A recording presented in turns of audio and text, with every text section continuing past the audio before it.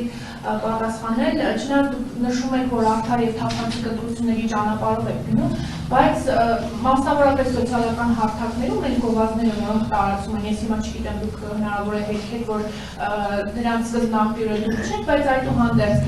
մեր իշխանական լրատվամիջոցները, տելեգրամյան ալիքները տարածում են այնպիսի գովազդներ, որտեղ օրինակ ընտրելով Կարեն Սիմոնյանին, ընտրում ես Ռոբերտ Քոչարյանին, ընտրելով Մարտուն Գրիգորյանին, ընտրում ես Սերժ Սարգսյանին, կամ ընտրելով Սարիկին ներողություն, ընտրում ես քաղաքացիական պայմանագրին ու ճիշտ ես անում։ Ես չեմ ընտրել իրավունք չեմ։ Ընտրելով Ռուբեն Մխիթարյանին, ընտրելով Մարտուն Գրիգորյանին, ձայն եք տալիս Վարդան Ղուկասյանին ու թիրախավորելով, ինչպես դուք նշեցիք, ձեզ թիրախավորել է հետնածուներից մեկը, հիմա դուք թիրախավորում եք ընդհանրապես մեկ անձի։ Հարգելի լրագրող, եթե մենք ասում ենք, ես կարող եմ հաստատել, որ այո, այդ գովազդները, որը կա, հեռուստաեթերում էլ է պտտվում եւ դա վճարովի հիմունքներով է նախընտրական քարոզչության ընթացքում։ Այսինքն, եթե մենք Մարտուն Գրիգորյանին ասում ենք Սերժ Սարգսյանի падգամավոր, դա թիրախավորում է, դա իրողություն է, որը կա ազգային ժողովում։ Պատիվ ունեմ խմբակցության, падգամավոր է, դա թիրախավորում է։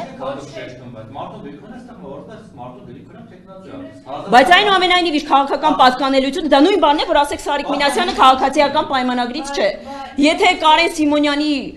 կողքին ներկայացված են այնպիսի մարդիկ, ինչպիսին Անդրանիկ Թևանյանը, որը Հայաստան դաշինքից է, դա միթե պիտակավորում է, եւ Վարդան Ղուկասյանը առավոտվանից երեկո գովում է երկրորդ նախագահին, որպես Աստված։ Այսինքն դա միթե թիրախավորում է։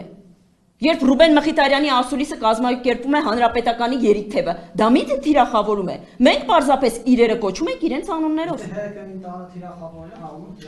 Ես կարող եմ, եթե տեխնացուները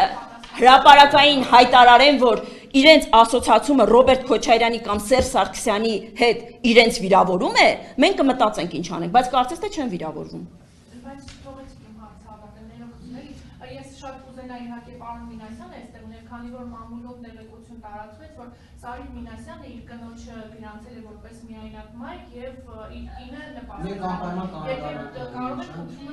Ես բացառում եմ, որ պարոն Մինասյանը ինչ որ հակաօրինական գործողություն իրականացրած լինի, բայց վստահ եմ, որ այս հարցը հնարավորություն կունենաք պարոն Մինասյանին տալ, եթե հրապարակային հնչեցրել եք, մամլոխոսնակը հրապարակային այսօր կպատասխանի։